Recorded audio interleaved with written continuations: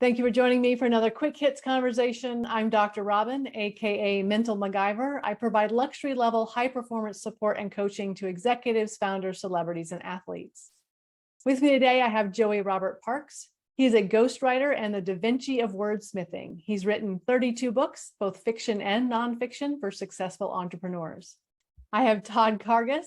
He has a background in project management and building agile development mindsets. He is a transformation and change management practitioner and a leadership development coach. And I have Caitlin Nishadowitz. She's the Senior Management of Talent at Alcogen, where she leads their global learning and talent management initiatives. She is passionate about helping individuals make an impact and exceed their potential.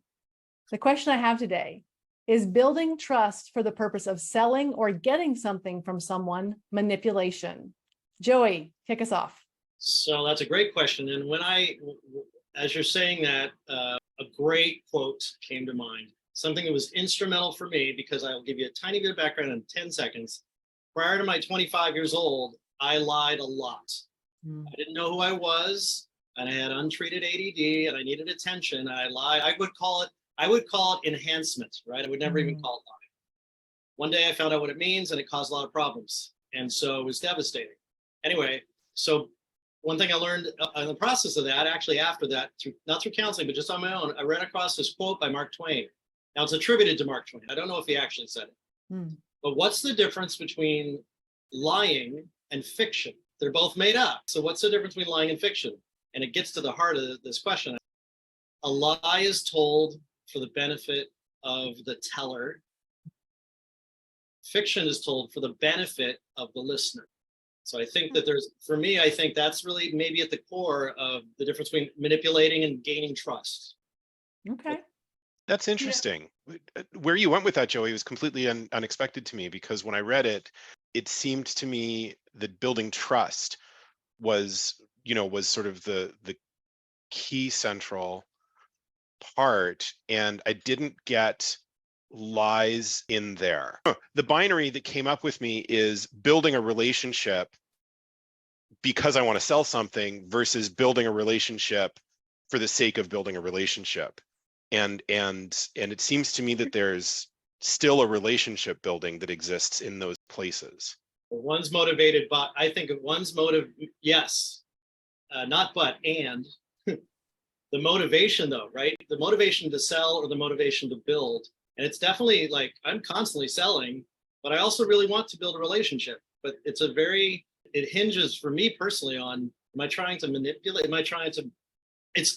What's the difference between persuasion and it's manipulation? Very sticky, isn't it? As I listen to the two of you and I think about the word manipulation, there's this negative connotation to it, this expectation of dishonesty or someone trying to be sly or sneaky, which is completely the opposite of building trust. Yes. And so when I think about sales and sales professionals building trust or building a relationship, is it manipulation because they're trying to sell something? I think it goes back to that intention. We all have met sales professionals that want to get the sale. We're just a number, but we've also all encountered sales professionals and have developed excellent relationships with those that are truly there to serve, to partner, and to understand how to help somebody.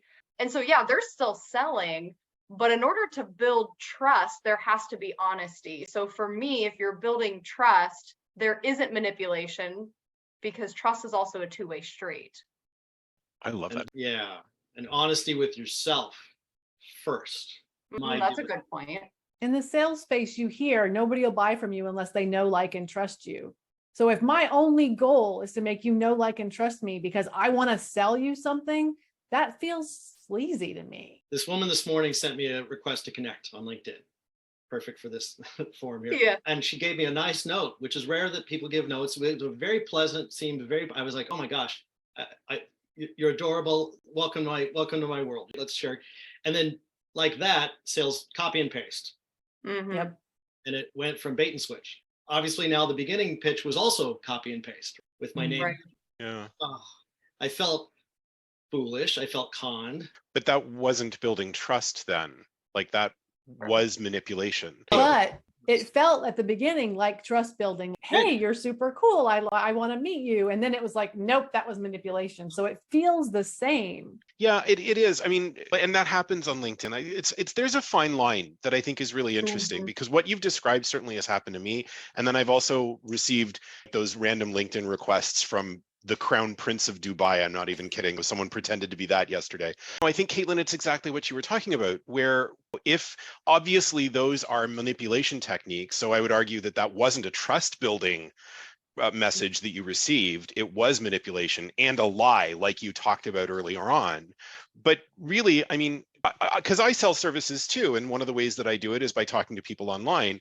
And if I am genuinely interested in the relationship, and that's my lead measurement, right, then the lag measurement, which is maybe I'll sell something later on, a service, it'll happen, or it won't happen. But I need to kind of divorce myself from that, because still, people that are selling things, they got to be able to sell the stuff they're selling. That's how they're making a living.